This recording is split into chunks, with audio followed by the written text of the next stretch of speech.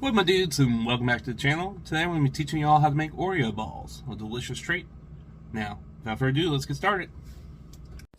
Here's what you'll need to make this recipe. You're going to need 36 Oreos. I'm using double stuffed gluten-free, an 8-ounce block of cream cheese, and then some candy coating or chocolate chips. Today I'm using the vanilla candy coating.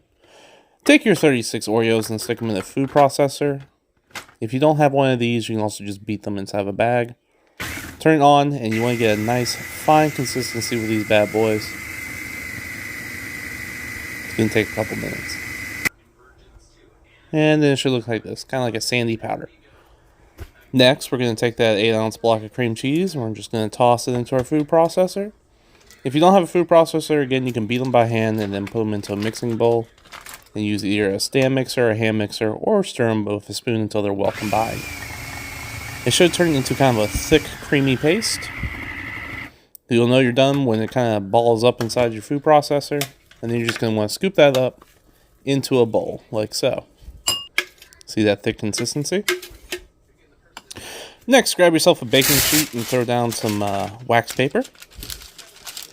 Then we're going to go ahead and scoop out about a tablespoon at a time of our mixture, rolling them into balls and putting them onto our baking trays. I ended up having to use 2 baking trays for this. Nothing fancy here. Next, grab your candy coating or chocolate chips, whatever you're using as your coating, and you're going to go ahead and melt them. This candy coating came with its own melting tray. It took about 2 minutes in the microwave. Once it's nice and loose, you're going to take your little Oreo balls, and you're just going to go ahead and dunk them in there. Like so. Roll them around, make sure you get them coated on every single side.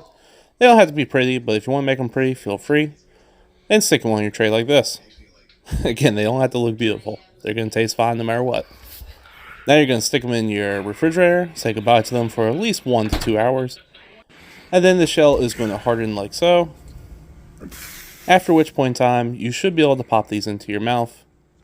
And trust me, they taste delicious. Now. And there you have it, folks. Oreo balls. An easy and simple dessert. That'll be a big hit at your next function. If you could like, comment, and subscribe, it really helps out the channel. And until next time, toodles.